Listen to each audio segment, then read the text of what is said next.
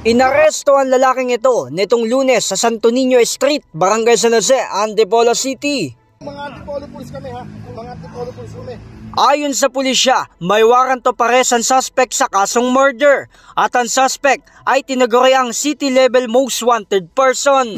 Ano po natin itong suspects dahil mayroon po siyang warrant of arrest na kasong murder. No?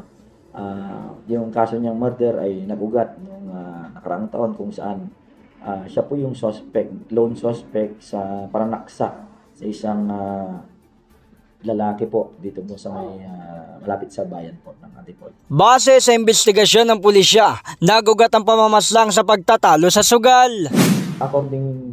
According sa mga sources and sa kanya rin, no, na merong previous sila na alitan ng kanyang sinaksak na tao kung saan previously parang nag-away sila about sa sugal na Caracruz. Ang biktima ay nagtamo ng saksak sa dibdib at tiyan na siyang naging dahilan ng pagpanaw nito. Pagbugat yun, so nagkaroon siya ng opportunity at nakapaghanda siya na mayroon siyang nadalang panaksa. At nung nagsalubong po sila ulit, hindi na siya ulit pumayag na lugi ka siya sa laban. So inundayan niya ng dalawang saksak sa puso. Aminado naman ang suspect sa kanyang nagawang pagpaslang sa biktima. Ayon po sa nangyari nung last year po.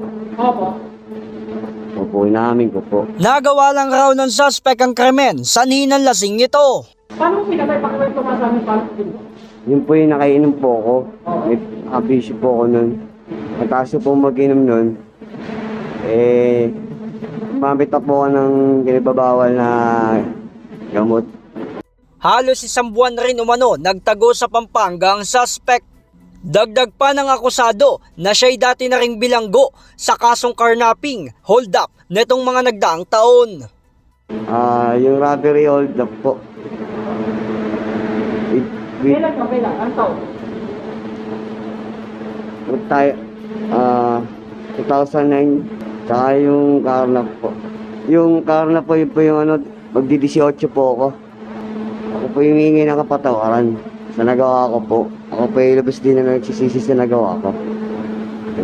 Yung nagawa ko na po na yun, dala rin po na nakabisyo po ako. Kasi dala po ng meron kaming alitan nung kami nagsusugal.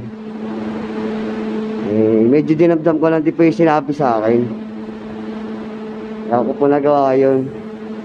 Tsaka yun po, ulad po nang sinabi ko, hindi ko naman po gustong mangyari din yung mga ganun. Dala po ng benepisyo rin po. Wala rin po ako sa wisyo nun.